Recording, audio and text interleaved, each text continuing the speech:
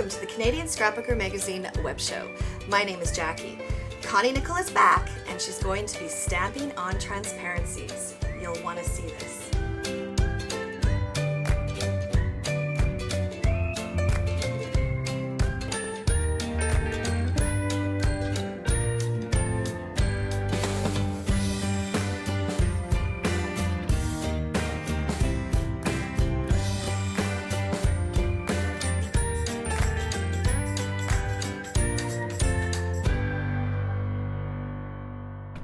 Stamping on transparencies.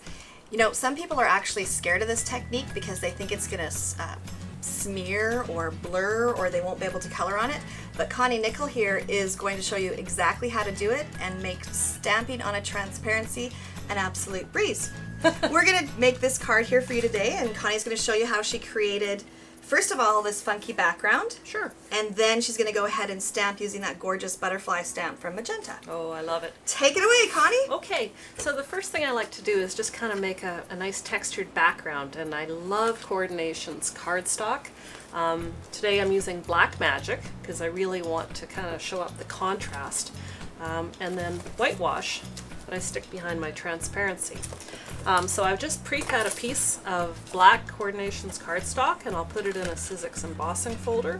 Because I'll just show the folks at home what right now we're creating that dotted background effect that you have right there. Let's make my sandwich and my embossing folder and run it through the Big Shot. And what we're left with is a beautiful, just peel it off there. But to make the pattern really pop, I just sand off the top layer, because the perfect Black Magic is that it's got different colors underneath it. So when you distress it or emboss it, look at that. All those dots appear. Yeah. So that's exactly how you got those dots there. Absolutely. So you get a lot of depth and texture on it. So it's a very simple background for a card. Awesome. So we'll just set that aside. And now you're going to create the stamping on transparency, that butterfly that you got there. Absolutely. And it's very easy and quick to do. I've just got a transparency left over from an overhead projector from ages ago. It's not a special transparency. There's nothing fancy about it. It's just a transparency. It's transparency. You could probably use plastic packaging or anything that's clear and translucent. The trick is using this new Surfaces ink from ClearSnap. It's multi-surface, so it's not going to smear or run. So what I usually do... And it dries super duper uber fast. Super fast. That's a technical word. I always like to get the re-inker when I buy an ink pad and make sure it's nice and juicy when I'm stamping, so there's a good depth of color. It's actually really important. A lot of times when you buy especially a big ink pad, when you open it, you'll be like, it won't be very juicy. So my suggestion is that every time you buy an ink pad, you also buy the re-inker with it so that you're not disappointed. Would you say that too, Connie? Absolutely. Yeah. Okay. Best money you'll ever spend is on the re-inker. And then I want to feature a Magenta stamp, and I just absolutely love this one. So it's a cling mount, which is my favorite because it doesn't take up too much space, and they stamp beautifully. So I've put it on an acrylic block, and we'll just ink up our stamp. Nice and juicy. It does have a certain smell to it too as well, hey? The multi-surface inks. Yeah. We'll just press firmly down. So now you're going to show us how to add the gorgeous color. Yeah. So how long do you think you have to wait for it to dry, Connie? Oh, I think it's probably dry. That's what I like. Very quick. Yeah. So the trick for coloring this transparency and making it look really beautiful is coloring on the back side with an alcohol ink marker. And so you can make these butterflies whatever color you want to match whatever color of color core cardstock that you've used.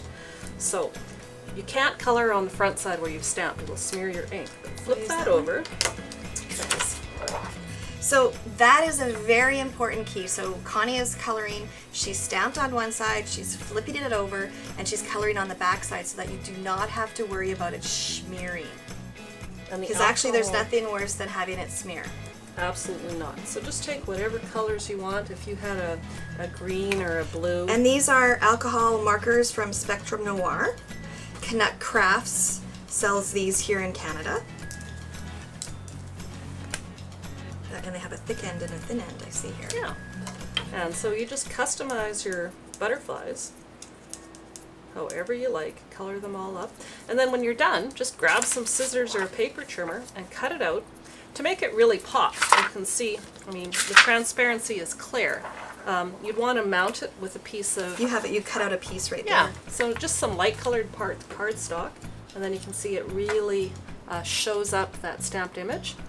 And if you want some fun, you can even emboss that Coordinations white cardstock through and gives an extra dimension. Texture in the background. Yeah, so you just cut all that out, and then you would mount it.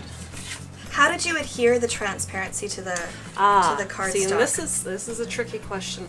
You don't want to use anything that will show, so I use a clear adhesive. My favorite is Beacon 3-in-1 or Fabri-Tac, and I would just put a couple of dots kind think of you on have the some colored right here. part. You want to hand it over? There we go. There we go. Yeah, you can see it right there. My favorite adhesive, and it's perfect for this. Great. So, And that's as easy as that is. I have to show another example of a card that you did here. so this is the same idea. It's a different magenta stamp. I've stamped it on transparency with the surface's black ink. I've colored it with alcohol markers. I've mounted it on some Coordinations cardstock that I've embossed Yeah, with the you dry can see in the embossing folder. background there that you've embossed it a little bit. Looks great. So this one I did, and then I just added some A-Arts ribbon. Just folded it and I stuck it together with, again, the Beacon 3-in-1 adhesive. It's beautiful, it doesn't soak through the ribbon, and it really holds.